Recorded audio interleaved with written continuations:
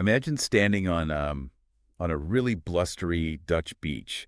The sky is that heavy bruised slate gray color that you only ever see over the North Sea in early spring. Oh, yeah, that really specific, oppressive kind of coastal weather. Exactly. So the wind is just howling, whipping sand against your jacket, stinging your face. Yeah. And you look down the shoreline, and out of the ocean mist, this massive skeletal creature just lumbers toward you. Like something out of a sci-fi movie. Yeah, totally. It spans the width of a small bus, but it looks like, I don't know, like the fossil of an ancient dinosaur that Yeah. somehow just pulled itself out of the earth and decided to take a stroll. It's a very surreal image. It really is. And Unfair. as it gets closer, the illusion sort of shifts. You realize it's not made of bone at all. It's made entirely of pale, yellow, plastic electrical tubing. Just standard hardware store PVC. Right. And you scan this colossal structure looking for like a motor or a battery pack, maybe a power cable or a spinning engine. But there is absolutely nothing. Not a single wire or microchip exists on this entire entity. Nothing electronic whatsoever. And none. Yet it walks with this uncanny, fluid, deliberate grace of a living animal. And, your brain experiences this immediate cognitive dissonance when you see it. Because you are consciously aware that you're observing a machine constructed from basic materials, but your visual cortex and your evolutionary instincts, they just register it instantly as wildlife. Yes, because the gait is too natural. It's too purposeful to be a lifeless object. Exactly. And that profound intersection of engineering, art, and biology, well, that's the magic of Theo Jansen. He's this Dutch physicist turned artist, and these wind-powered creatures are essentially his life's work. He calls them the Strandbeests, right? Yeah, Strandbeests, which just translates from Dutch simply as beach beasts. And today, we are taking a massive deep dive into this entire ecosystem. Okay, let's unpack this. It's a huge topic. It is. Our mission today is to really trace the sub-4-year evolution of these kinetic sculptures. We're going to dig deeply into the intense mathematical and mechanical science that allows them to move. Including how they use pressurized plastic bottles as pneumatic brains, which is just incredible. We are definitely getting into that. And beyond the art, we're going to explore how this completely bizarre project is actively inspiring cutting-edge, electronics-free robotics in agriculture, and even like missions to Venus and hollowed-out asteroids. Which is wild to think about. But to really grasp the gravity of the source material we're working with today, we have to establish the underlying philosophical framework first. Right, the big picture. Yeah. Theo Jansen didn't just, design a novel mechanical linkage. He initiated a literal physical simulation of Darwinian evolution, and it's been playing out in real time over decades. Just substituting carbon and DNA for PVC, pipe, and wind. Exactly. He is actively interrogating the definition of what constitutes a living species, using the really harsh environment of the beach as an uncompromising mechanism for natural selection. Survival of the fittest, but for plastic tubes. It's wild. But to understand how they endure the elements today, we really need to rewind the clock back to 1990. Back to the very beginning. Yeah, we have to look at how they learned to take their very first hesitant step. Because the motivation behind this entire project was, surprisingly, very utilitarian. It wasn't just art for art's sake. Not at all. It wasn't born purely out of artistic expression, but out of geographic anxiety. The Netherlands is a precarious country. About a third of its landmass sits below sea level. Which is a terrifying thought when you factor in climate change. Right. Back in the late 80s and early 90s, the reality of rising oceans was really starting to permeate the public consciousness. And Jansen had this very specific practical vision. He wanted to build autonomous wind-powered machines, right? Yeah, machines that would eternally roam the Dutch coastlines, just kicking up and depositing sand to artificially build up the coastal dunes, essentially forming a mechanical defense line to save his country from drowning. It's a highly ambitious engineering goal, and he deliberately handicapped himself from the very beginning by choosing a really restricted, humble medium. The yellow tubing. Right. He committed to using cheap, standard yellow PVC electrical conduit tubing. In the Netherlands, this material is everywhere. It's incredibly cheap and uniform. And he refers to these plastic tubes as his proteins, I think. He does. Because biology relies on proteins as the fundamental interchangeable building blocks to construct the staggering diversity of life. Hair, muscle, bone, enzymes. And he thought he could do the same with PVC. Exactly. Jansen theorized that he could use this single, rigid, synthetic material to engineer an entire artificial kingdom. But the problem is, Reality doesn't really care about a good metaphor. Because the moment you try to build a walking machine out of plastic sticks, you just hit this massive wall of physics. You certainly do, especially on a beach. Right, if you want a machine to traverse soft, shifting beach sand, wheels are useless. A heavy wheel just digs a trench and buries itself. You absolutely require a stepping motion. But designing a multi-jointed leg that can walk smoothly, and by smoothly I mean a leg that propels the body forward without violently jarring it up and down with every single step, that is a remarkably complex mathematical puzzle. The field of kinematics actually refers to this as the challenge of planar linkages. Planar linkages. Okay, so how hard is it to just build one? Well, if you try to just guess the lengths of the interconnected rods and joints that make up a leg, you will fail. The interplay of the angles is just too intricate. Like how sensitive are we talking? Incredibly sensitive. If you alter the length of a single joint by a fraction of an inch, the foot's entire trajectory changes completely. Oh, wow. Yeah. And Jansen, who actually spent 7 years studying physics at Delft University of Technology, he knew that human trial and error in a physical workshop would literally take lifetimes to yield a fluid walking motion. You'd just be cutting plastic tubes forever, hoping one combination works. Exactly. It's practically impossible to do by hand. So I was reading through the source material on how he bypassed this bottleneck, and his solution in 1990 is just staggering.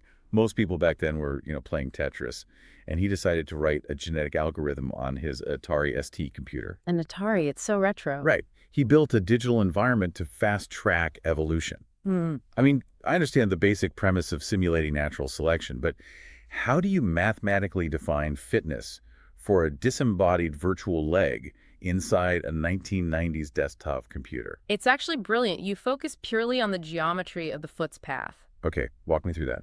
So Jansen programmed the Atari to generate 1,500 unique, completely randomized combinations of leg proportions. Just random legs. Completely random. Picture a virtual void containing 1,500 different leg designs, and each one is defined by 13 lines of varying lengths, all connected by pivot points. Okay, I'm picturing it. A bunch of digital stick legs. Right.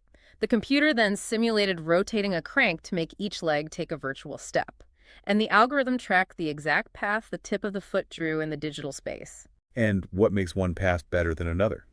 Fitness was defined by the flatness of the bottom of that path. Ah, the flatness. Yes.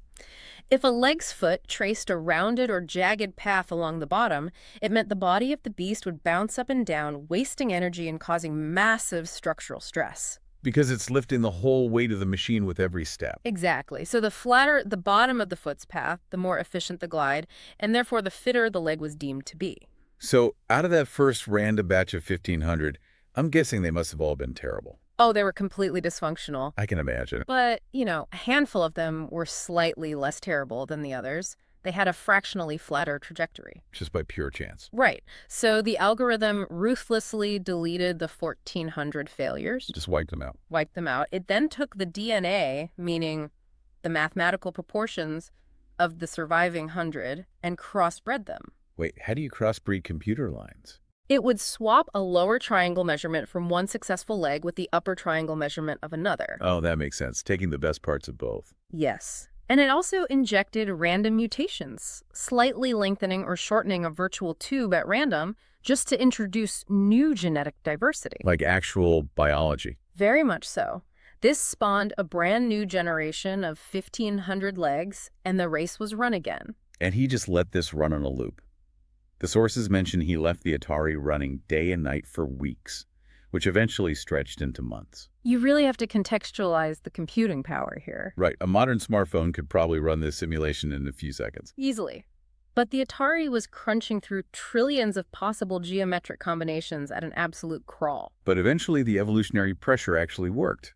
The algorithm converged on an optimal, highly efficient design. It found the solution. It did. The output was a definitive set of 13 specific lengths of tubing. And Jansen refers to them with almost religious reverence as the 13 holy numbers. The 13 holy numbers, numbers like 38, 41.5, 39.3, 50, 61.9. So specific. They are. And these aren't just random measurements, they are relational proportions. Relational proportions meaning you can scale them. Exactly. As long as you maintain the ratios of these 13 numbers, you can scale the leg to be the size of a matchbox or the size of a skyscraper, and the geometry will hold perfect. That is fascinating. But I want to challenge the premise slightly because my initial reaction to reading about the Atari simulation was to compare it to the infinite monkeys with typewriters concept. Sure, the idea that randomness eventually creates order. Yeah, like if you just run a random number generator for a long enough time, eventually, by sheer statistical probability, you get the works of Shakespeare. So is this actually evolution, or is it just a brute force calculation masquerading as biology? That's a great question, but the distinction lies in the directed selection process. Okay, how so? Well, a true brute force calculation would have required the computer to systematically test every single possible combination of those 13 numbers in sequence. Just going down a massive list. Right. And Jansen himself calculated that if the Atari had attempted a brute force search, it would have needed to run for roughly 100,000 years to find the optimal leg. 100,000 years. So the sun would burn out before the machine finished. Basically, yeah. The genetic algorithm is fundamentally different because it compounds its successes. Because it keeps the good traits. Exactly. By only allowing the fittest variants to pass their traits forward and ruthlessly discarding the failures, it dramatically collapses the timeline. It's focusing the search. Yes, it is a highly optimized search strategy that mimics natural selection to traverse an unimaginably vast landscape of mathematical possibilities, zeroing in on a solution that blind chance would just never find. Wow. In 1990, applying this computational biology to mechanical engineering was totally revolutionary. That distinction really makes a lot of sense. You aren't just randomly guessing a combination lock. You're playing a game of hot and cold, and the algorithm only ever steps toward the heat. That's a perfect analogy. So Jansen extracts these 13 holy numbers from the Atari. He has the genetic blueprint. But numbers on a screen do not move sand on a beach. No, they don't. Translate that perfect digital geometry into a physical walking machine requires crossing a massive chasm into mechanical engineering. It's a huge leap. The physical manifestation of those 13 numbers is an intricate mechanism known in engineering as an 11-bar planar linkage. 11-bar planar linkage. Yeah, and actually, if you include the rotating crank that drives the whole system, it's technically a 12-bar mechanism. I stared at the diagrams of this linkage in the source material for a long time. Because when you watch a Strandbeest walk, it is visually overwhelming. Hypnotic, right. It really is. There are triangles and rods swinging past each other in this rhythmic wave. It looks incredibly complex, but I broke it down to try and visualize the core anatomy. Okay, let's hear it. If you look at a single leg, you have a central fixed point on the main body frame. Right. Attached to that frame is a rigid upper triangle made of 3 tubes, and hanging below that is a rigid lower triangle. Those 2 triangles are connected to each other, back to the frame, and up to a single rotating crank via a web of 5 straight connecting rods.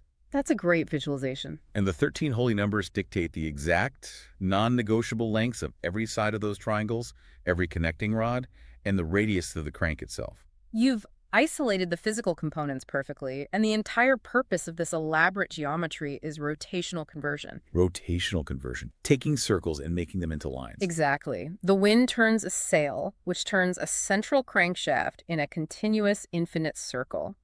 The 11-bar linkage takes that simple, raw circular input and mechanically forces the very bottom tip of the lower triangle, the foot, to trace a highly complex, non-circular path. It changes the shape of the motion. Right. Specifically, it forces the foot to draw a shape in the air that looks exactly like a capital letter D resting flat on its straight side. The D-shaped footpath. This is basically the holy grail of the whole walking mechanism. Let's really ground this in the physics of a step. Why is a sideways D so essential for moving a multi-ton plastic skeleton? Well, we can divide the D shape into 2 distinct phases. Okay. The flat bottom of the D is the drive phase. Meaning when the foot is on the ground. Exactly.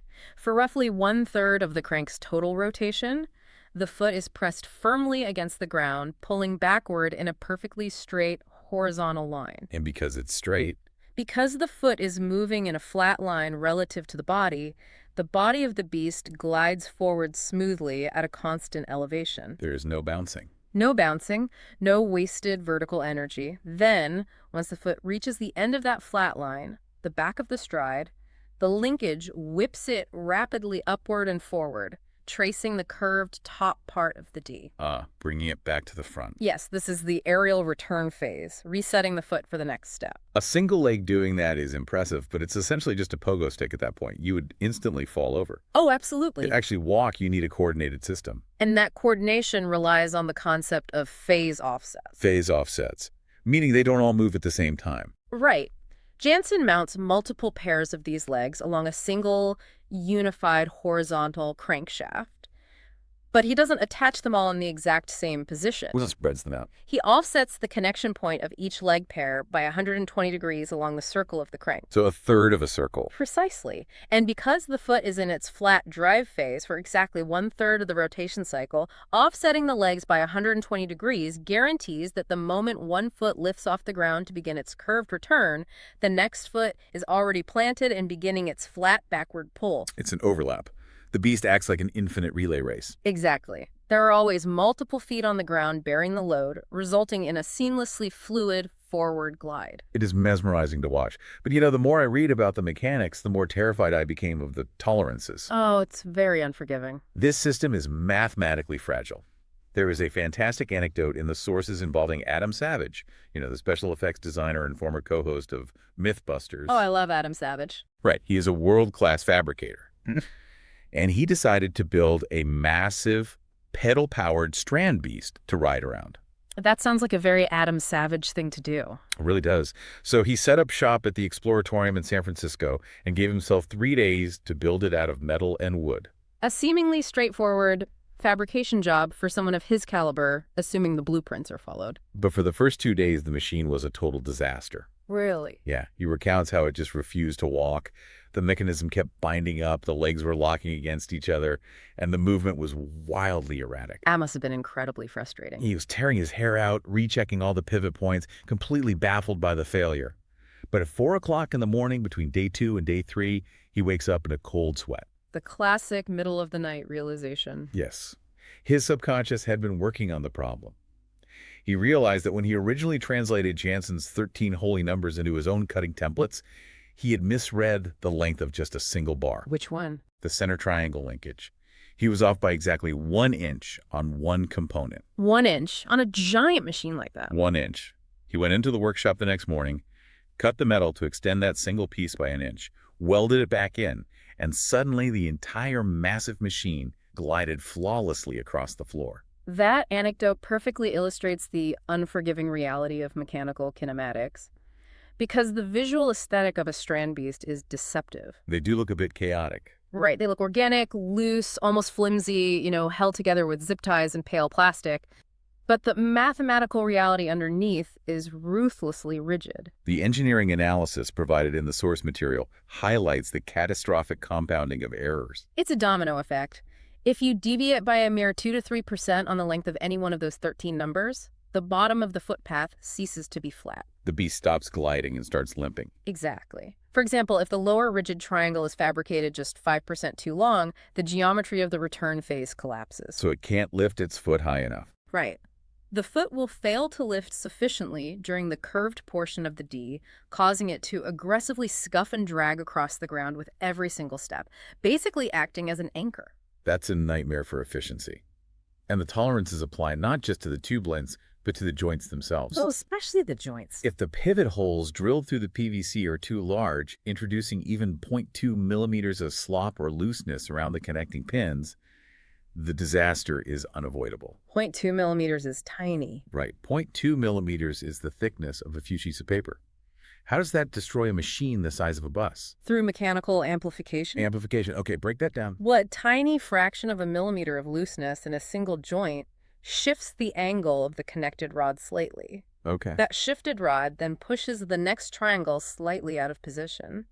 Because it's an 11-bar linkage, the microscopic error cascades and multiplies across every single joint in the chain. Like a game of mechanical telephone.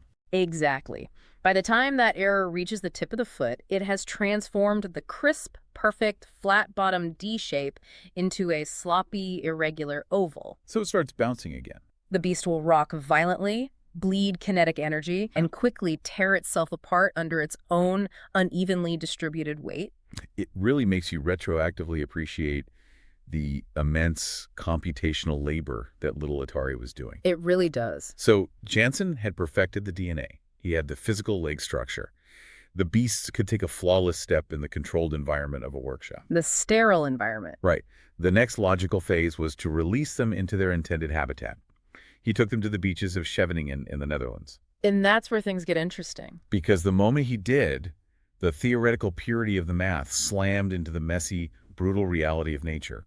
The beach is a hostile ecosystem, and it immediately tried to destroy his creations.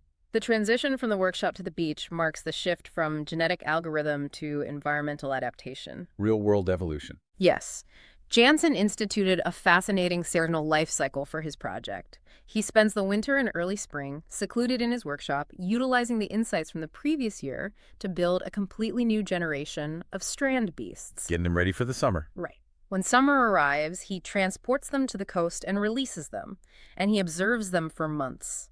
The real world exposes vulnerabilities that no computer simulation can predict. Because the summer is essentially a live stress test. Every failure, every broken tube, every instance of a beast getting stuck dictates the evolutionary pressures for the following year. It's brutal, but effective. And when autumn brings the fierce coastal storms, that generation's time on the beach ends. The flawed beasts are declared extinct. Extinct. They are literally retired to a pile he calls the boneyard. Only the mechanical traits that successfully adapted to the beach environment are integrated into the next year's DNA. And the most immediate and severe environmental pressure was the ground itself. The sand. Right.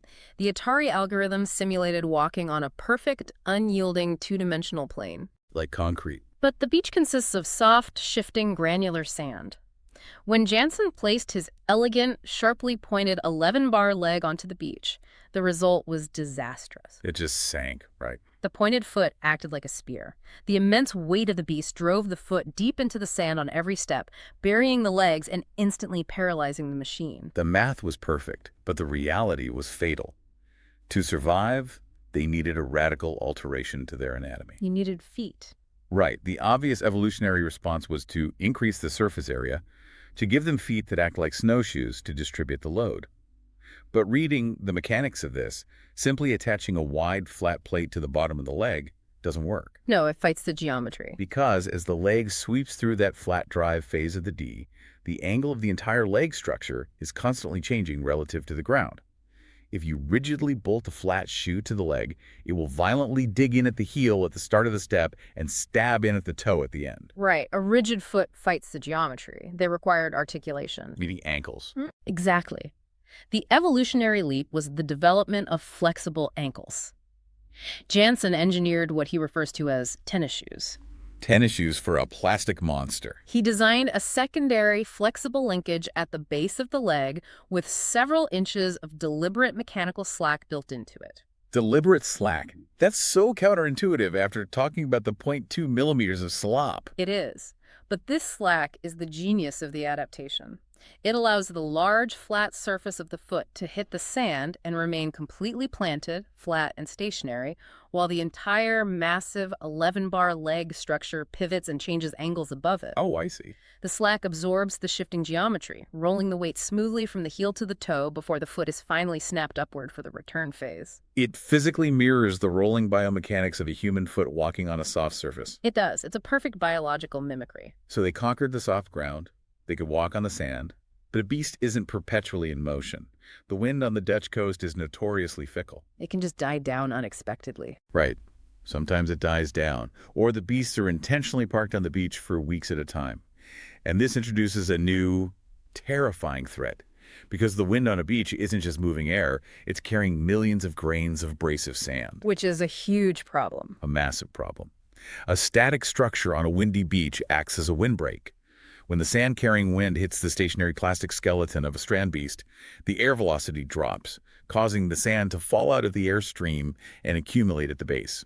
Right, so left unattended, a beast will be completely entombed beneath a newly formed sand dune within a matter of weeks. The irony is just incredible. Jansen's original goal in 1990 was to build machines to create dunes to save the coastline, and now the dunes are actively eating his creations. It's a very poetic kind of failure. It is. So to survive the blowing sand and the violent gales of the autumn storms, the beasts underwent what might be their most radical anatomical shift yet.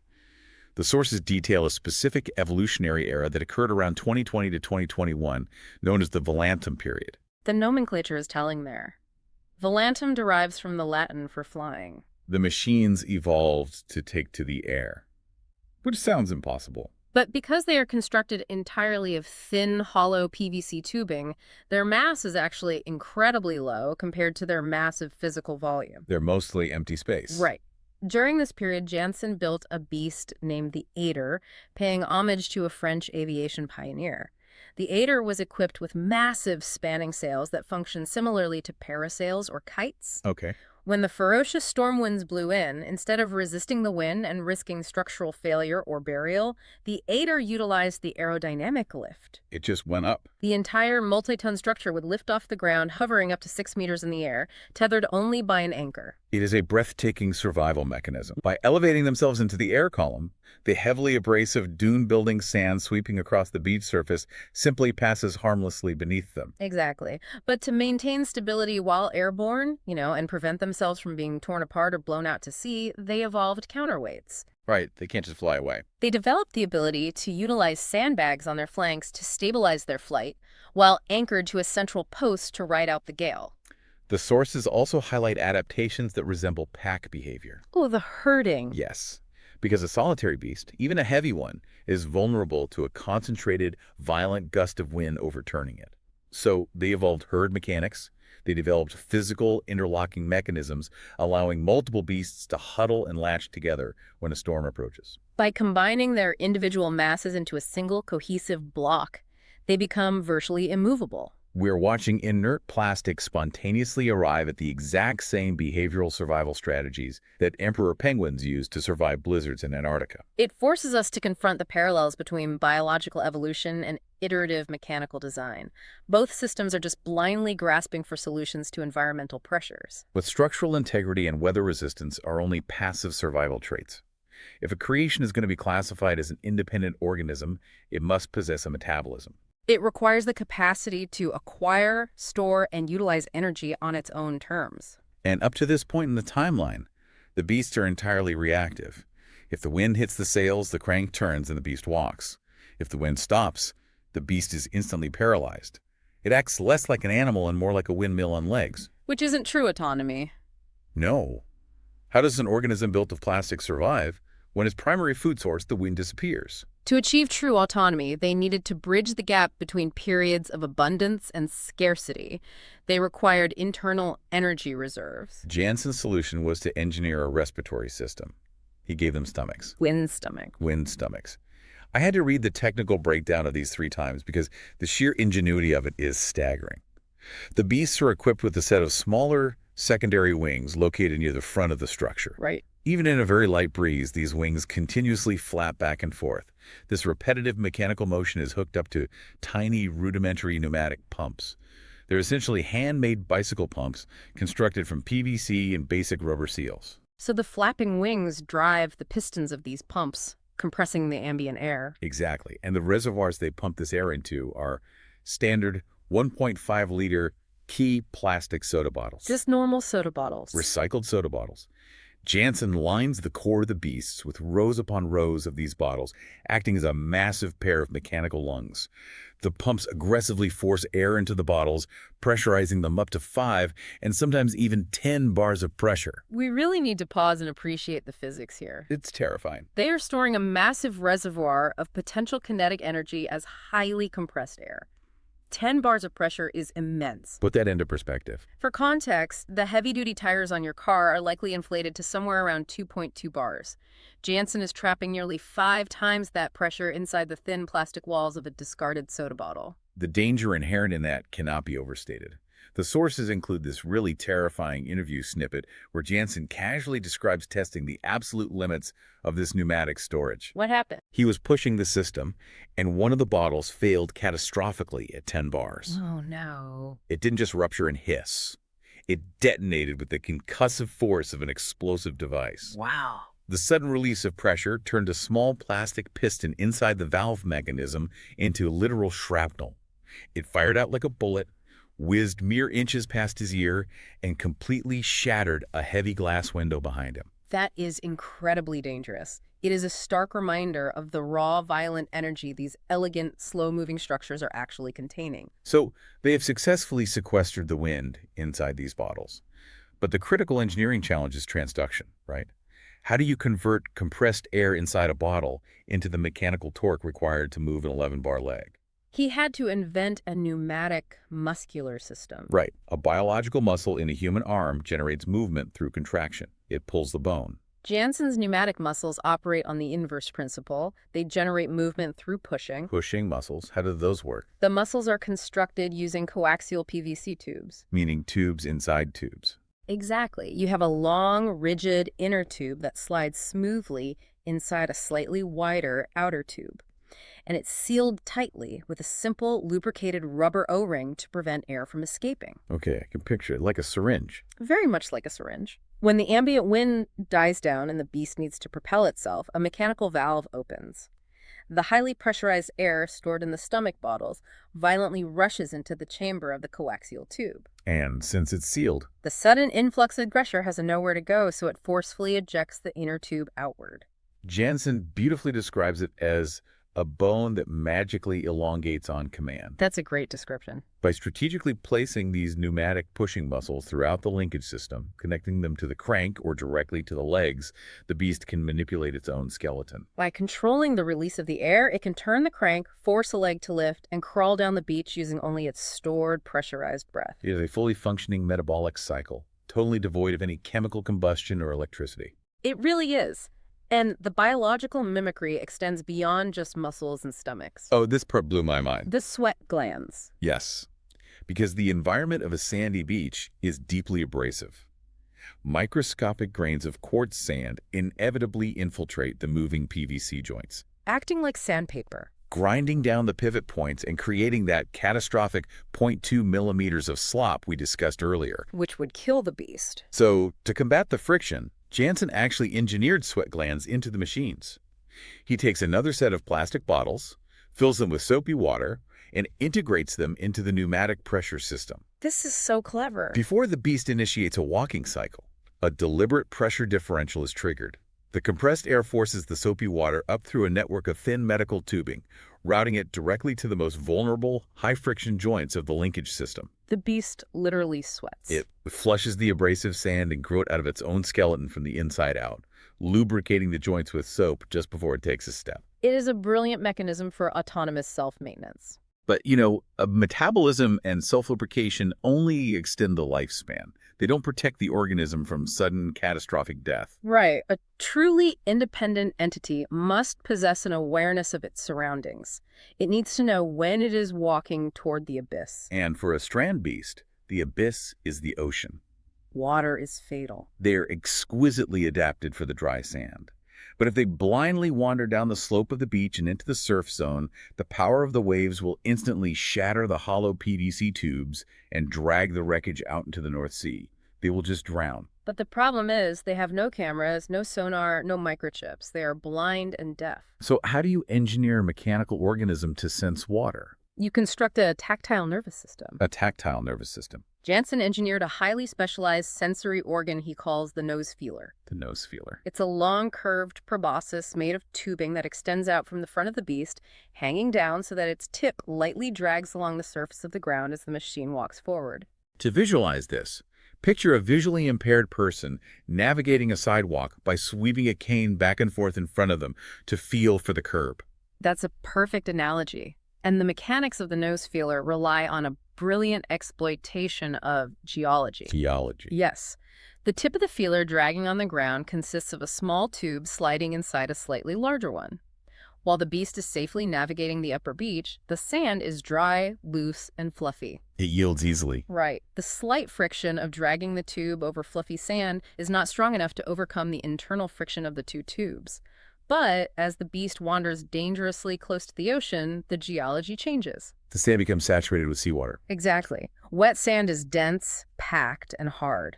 So the moment the tip of the nose feeler hits that hard, wet sand, The physical resistance spikes exponentially. The ground no longer yields. The forward momentum of the beast forces the outer tube of the feeler to violently collapse backward over the inner tube. pushing it in. Yes, and this physical sliding motion catches and severely kinks a small, flexible pneumatic hose hidden inside the sensory organ. It pinches the hose shut, immediately cutting off the flow of air pressure. Precisely.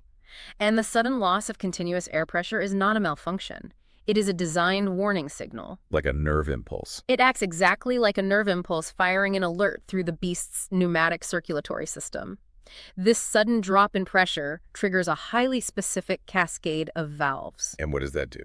It activates a secondary defense system that Jansen playfully refers to as the ski poles. The ski poles. When the nerve signal arrives, a series of long, rigid PVC poles aggressively shoot out from the front of the beast's chassis, stabbing deep into the ground. Oh, wow. They act as pneumatic levers, physically vaulting the entire massive structure backward, reversing its momentum and pushing it away from the lethal water's edge. It senses the density of the earth beneath its feet and triggers a violent mechanical reflex arc to literally jump away from the ocean, saving its own life. It's incredible.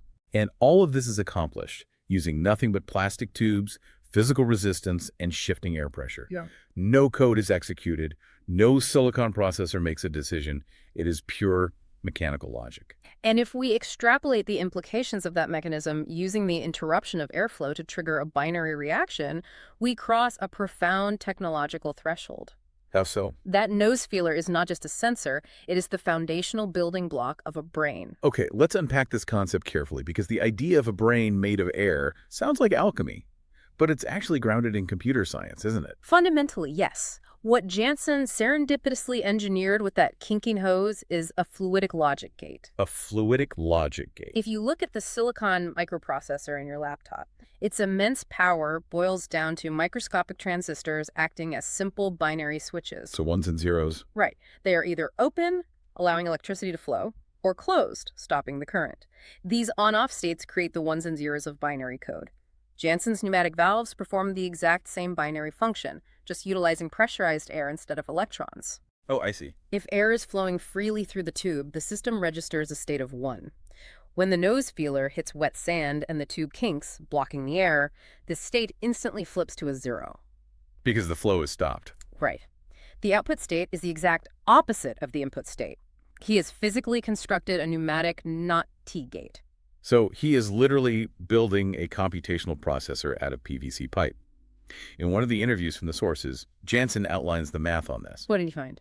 He calculated that by linking together approximately 20 of these pneumatic brain cells, he could grant the beast enough localized logic to sense the water, halt its forward walking mechanism, engage a reverse gear, and actively turn itself around to walk in the opposite direction. That's a stunning demonstration of embodied physical intelligence. And what elevates this beyond an eccentric Dutch art project is that this exact principle of fluidic logic is currently driving bleeding-edge research in the field of soft robotics. Oh, right. The source material includes a fascinating white paper funded by the National Science Foundation detailing a newly developed technology known as two-balloon logic, or TDL. TBL is fascinating. I read through that paper, and the implications are wild. The researchers took the underlying concept of Jansen's pneumatic valves and sought to democratize it, making it as simple and accessible as possible. You want to make it cheap and easy to build. Exactly. They successfully created a highly robust fluidic logic gate using materials you could literally find at a child's birthday party. A rigid plastic drinking straw, a small party balloon, and some flexible silicone tubing. It's so elegant. The physical architecture of the TBL gate is just minimal. Walk me through it. So you have a constant stream of air flowing through the flexible silicone tubing, representing your electrical current. You place a small, uninflated balloon inside the rigid structure of the plastic straw, positioning it right next to the silicone tubing. Okay. The balloon is connected to a secondary control air line. When you send a pulse of air pressure into the control line, the balloon inflates. Inside the straw. Yes, and because it's trapped inside the confined, rigid space of the straw, the expanding balloon violently pinches the flexible silicone tubing completely closed, choking off the primary airflow. So you input a pressure signal, and you output a zero flow. It is a flawless physical not gate, and the material cost to construct one is exactly 45 cents. 45 cents for a physical computer transistor. Any high school physics student could construct a working logic gate on their desk in 5 minutes. But the research paper emphasizes that this is not a fragile toy. It's industrially robust. Very much so. These TBL devices can easily handle internal pressures up to 200 kilopascals. Even more impressively, they can operate at surprisingly high frequencies, up to 15 hertz. 15 hertz, meaning That means the tiny balloon inside the straw is inflating, pinching the tube, deflating, and reopening the flow 15 times every single second. that is incredibly fast for a mechanical action. And the researchers ran them for over 200,000 continuous cycles without a single mechanical failure. That's amazing. But the true power of logic gates, whether electronic or pneumatic, lies in their ability to be networked. Exactly. Just as engineers stack billions of silicon transistors to build a CPU, you can stack these balloon gates. By arranging the TBL gates in parallel or series configurations, routing the output of one straw into the input of another, you can construct NAND gates and NOR gates. NAND and NOR gates. In computational theory, NAND and NOR gates are classified as functionally complete. Meaning what? This means that if you possess a sufficient number of them, you can mathematically construct any logical circuit that exists. You can theoretically build a fully functioning, programmable computer processor composed entirely of straws, balloons, and routing tubes. The researchers actually proved this by building a 3-ring oscillator. Yes. They took an odd number of these balloon NOT gates and connected them in a closed loop. Because the gates are constantly trying to invert each other's signals, the air pressure basically chases itself around the loop in a perpetual cycle of inflating and deflating, creating a self-sustaining mechanical vibration. And what did they use that for? They attached this pneumatic oscillator to a physical sieve and used the resulting vibration to successfully sort sugar crystals from rice grains, completely autonomously. That's incredible. There were no electrical plugs, no lithium batteries, no copper wire, just a vibrating circuit of air. But this begs a massive question. Why do this at all? Right. We possess silicon microchips that cost fractions of a penny and can execute billions of calculations per second. Why are top-tier university researchers investing time and funding into building slow, bulky computers out of air pressure and party balloons? Why not just use a microchip? The necessity arises when you encounter environments where traditional electronics simply cease to exist. Silicon is remarkably fragile and subjected to extreme conditions. Like where? Consider a highly radioactive environment, such as the interior containment vessel of a damaged nuclear reactor like Fukushima. If you send a traditional electronic robot into that zone, the intense ionizing radiation physically shreds the delicate atomic lattice of the silicon microchips. The robot's brain just fries instantly. Exactly. But a pneumatic logic device utilizing pressurized air flowing through rubber and plastic is entirely immune to ionizing radiation. A fluidic robot could map the core of a melted reactor indefinitely. Wow.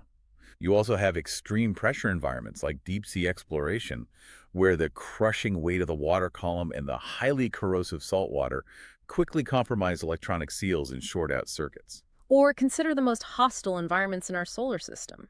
Space agencies like NASA are deeply invested in non-electronic automation for planetary exploration. Like Venus. Look at Venus. The surface of Venus is an apocalyptic nightmare. The atmospheric pressure is 90 times that of Earth, enough to crush a submarine. And the temperature. The ambient temperature is roughly 900 degrees Fahrenheit, which literally melts lead. Furthermore, the atmosphere is choked with clouds of sulfuric acid. So if you land a standard Mars rover on Venus, the solder melts, the electronics short circuit, and the machine dies in minutes. Which is exactly why NASA JPL has actively funded concepts like the AIR project, the automaton rover for extreme environments. But the design philosophy of AIR is directly parallel to the Strandbeests, isn't it? It is. It envisions a mechanical clockwork rover powered by wind turbines utilizing the dense Venusian atmosphere. Instead of electronic microchips, its brain would be entirely composed of high-temperature fluidic logic gates and mechanical gears. That stretches the mind. It could theoretically crawl across the surface of Venus for months, executing complex logical commands and transmitting data mechanically, completely unbothered by the hellish conditions that instantly destroy silicon. It's a brilliant solution. And the sources also dive into Project Rama, which takes this concept of mechanical automata into deep space. Rama is fascinating. The acronym stands for Reconstituting Asteroids into Mechanical Automata. The concept proposes sending a seed craft to an asteroid, mining the raw materials like iron and nickel on site, and using basic 3D printing and mechanical engineering to transform the asteroid itself into a giant autonomous clockwork spacecraft powered by mechanical computers. Removing the need to launch delicate electronics from Earth, it's a completely different paradigm for space exploration. And we see these bio-inspired electronics-free concepts scaling down as well. The source material from the University of Washington highlights the development of origami-inspired planetary sensors. Oh, yes, the microflyers. These are tiny, lightweight sensor platforms designed to be dropped from aerial drones or atmospheric entry vehicles to gather data across a wide geographic area. And their deployment mechanism relies entirely on passive bio-inspired mechanics rather than heavy electronic actuators or parachutes. How do they work? When dropped, they initially tumble chaotically through the air. However, their physical structure incorporates beastable origami folds. Mid-air aerodynamic pressure forces the structure to snap from a tumbled state into a highly stable, rigid gliding shape. Mechanical shape shifting. Exactly. It allows them to catch the wind and disperse widely and predictably. We are realizing that for extreme reliability, the analog physical solutions engineered by nature over millions of years are often far more robust than our digital alternatives. We don't even need to look to Venus or asteroids to see Jansen's mechanical DNA solving real-world problems. The 11-bar linkage he invented for the beach is actively being adapted for industrial challenges right now here on Earth. The agricultural sector provides a compelling example. Also, Research institutions like TU Delft and Wageningen University in the Netherlands are heavily invested in designing agricultural rovers that utilize the Jansen mechanism for locomotion, entirely replacing traditional wheels or continuous tank treads. I was looking into why wheels are problematic on a farm, because obviously tractors have been using them for a century. The issue is soil compaction. It's a huge problem for crop yields. Right. Modern agricultural machinery is incredibly heavy. When a wheeled tractor rolls over a field, the sheer weight concentrated on the small contact patch of the tire crushes the microscopic pore spaces within the soil structure. It acts like a giant rolling pin. Exactly. This compaction severely restricts the ability of water, oxygen, and vital nutrients to penetrate the earth and reach the plant roots, which devastates crop yields and degrades the land over time. And the geometry of the Strandbeests leg perfectly solves this specific traversal problem. Because of the flat step? Yes, because the 11-bar linkage converts continuous rotation into that flawless, flat-bottomed D-shaped step, the foot does not roll or grind into the dirt. It is placed straight down, bears the weight of the machine while remaining perfectly stationary relative to the ground, and is then lifted straight up. Nope. Furthermore, a multi-legged rover inherently possesses a massively distributed footprint compared to 4 tires. It essentially tiptoes across the agricultural fields, executing a smooth, zero-slip, low-disturbance step that preserves the vital aeration of the soil. From a whimsical art project trying to build sand dunes, to actively preserving the health of global farmland. It's a beautiful evolution. And the applications extend to amphibious environments as well. The robotics paper in the sources details a fascinating machine called the Sea Dog rover. A sea dog. It is designed to operate in arguably the most treacherous traversal environment on Earth, the coastal surf zone, right where the ocean violently meets the beach. The surf zone breaks traditional vehicles. Tank treads instantly bog down and bury themselves in the saturated sand, while propellers are utterly useless the moment the vehicle encounters coastal rocks or shallow tidal pools. So how does the Sea Dog overcome this? By utilizing multi-terrain traversal mechanics, heavily inspired by these biomechanical linkages. It features a sealed, waterproof chassis and employs complex, insect-inspired passive mechanics that allow it to actively swim through aggressive tidal currents and then seamlessly transition to a walking gait to scramble over wet sand, kelp beds, and rocky obstacles. It embodies the core philosophy of the Strandbeest. Do not attempt to force the environment to accommodate the limitations of your machine. Instead, adapt the machine's mechanics to perfectly exploit the environment. It really feels like the emergence of an entirely new branch of mechanical engineering, focused on harmony with the environment rather than dominion over it. But, I have to wonder about the mechanics of its spread. How did a highly idiosyncratic, deeply personal art project developed by a single guy on a freezing Dutch beach manage to infiltrate global university robotics labs, agricultural research centers, and NASA proposals? The catalyst for that global spread was likely Theo Jansen's most consequential and really his most subversive decision. What did he do? After dedicating years to extracting the 13 holy numbers from his Atari and perfecting the physical linkages, he refused to patent them. Really? He deliberately chose not to lock the genetic code of his creations behind intellectual property laws, paywalls, or corporate licensing agreements. He just gave the DNA away to the world. Back in the late 1990s, during the very nascent idealistic days of the internet, he openly published the exact proportions of the 13 holy numbers on his personal website for anyone to see. That singular act of open source sharing inadvertently positioned him at the vanguard of a massive paradigm shift that is currently reshaping global manufacturing, The democratization of design. frequently abbreviated as DoD. The research paper in our sources regarding DoD is incredibly illuminating. It focuses heavily on how 3D printing technologies, specifically material extrusion or MEX, have fundamentally altered the landscape of who is capable of making physical objects. For a significant period, the physical manufacturing aspect was somewhat democratized. Right? Anyone could buy a printer. The barrier to entry dropped when consumer 3D printers became available for a few $100s. Anyone could buy a machine that could build complex shapes. However, the true bottleneck remained the design phase. Designing is hard. If you wanted to invent a novel, functional mechanical part, you were required to possess immense technical proficiency in CAD computer-aided design software. Which takes years to learn. Mastering CAD requires years of dedicated study, understanding complex geometry, structural analysis, and engineering principles. So, society was left with millions of people possessing the tools to manufacture anything, but entirely lacking the skills to design anything functional. You end up with a million 3D printers just churning out pre-made plastic trinkets downloaded from the internet because no one knows how to design a custom gear. Precisely. To bridge that massive skill gap, the research paper advocates for a methodology known as generative-based design, or GBD. How does GBD work? GBD shifts the burden of complex mathematical modeling from the human user to an algorithm. It allows a user to input simple parameters like, I need a bracket that holds this much weight and fits in this space, and the algorithm automatically generates the complex geometry required to fulfill those constraints. Which is exactly what Jansen did for himself in 1990.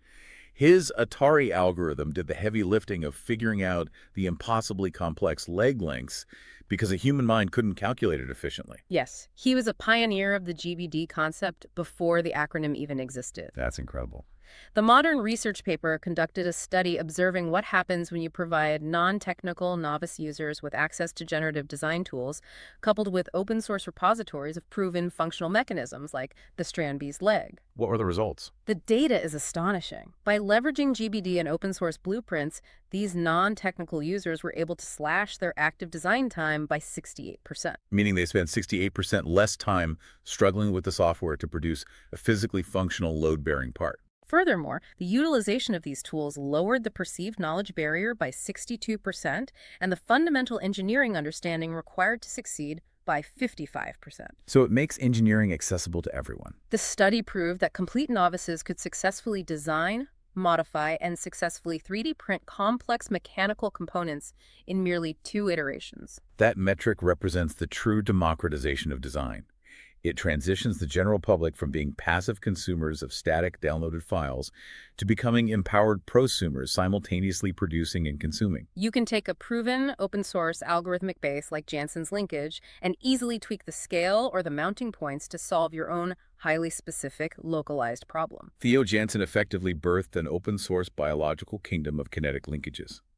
By unconditionally releasing the 13 holy numbers into the public domain, he provided the algorithmic foundation for global iteration. The scale of that iteration is mind-boggling. The sources describe how tens of thousands of people across the planet have downloaded his mechanical DNA. In university dorms, people are 3D printing miniature, wind-powered Strandbeests that scurry across desks.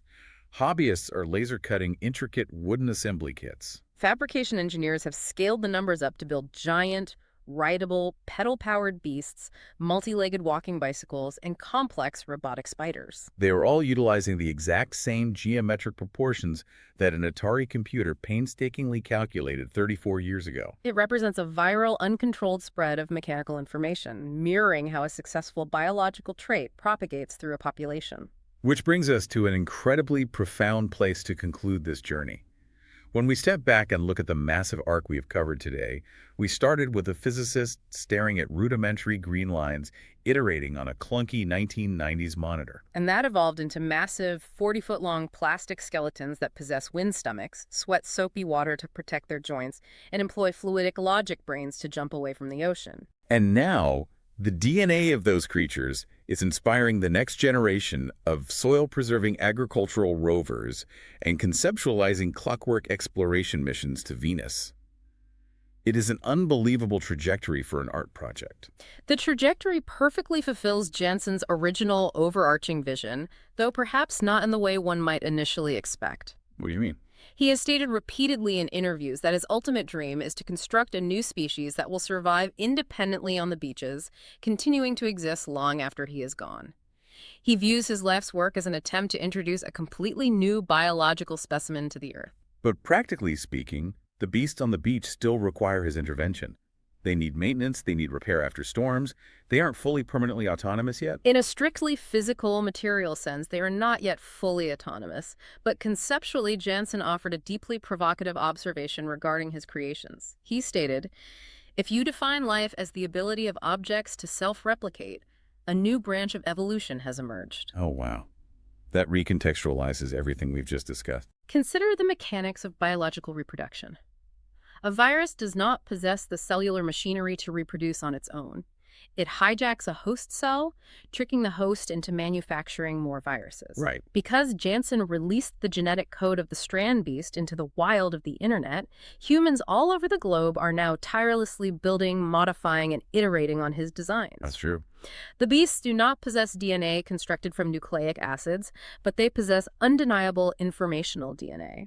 And they have successfully utilized human fascination as their primary mechanism for reproduction. We are the host cells. We are the bees pollinating their mechanical flowers. We are expending our own energy, our own resources, and our own time to perform the labor of replicating them. The Strandbeests have convinced another highly advanced species, humanity, to ensure their survival, to iterate on their flaws, and to actively spread their population to every single continent on the planet. From a purely informational standpoint, they are already a massively successful, robust, and self-replicating species. What does that say about our rigid, carbon-centric definition of life? If an arrangement of plastic tubes can hijack the minds of humans to guarantee its own immortality, perhaps the line between a machine and a living organism is far more permeable than we ever realized. That is a staggering paradigm shift. They hacked human curiosity to achieve reproduction. It leaves you questioning whether life requires carbon and respiration, or if life is simply the abstract ability of a pattern to persist and multiply itself against the forces of entropy. It is an immense amount to process.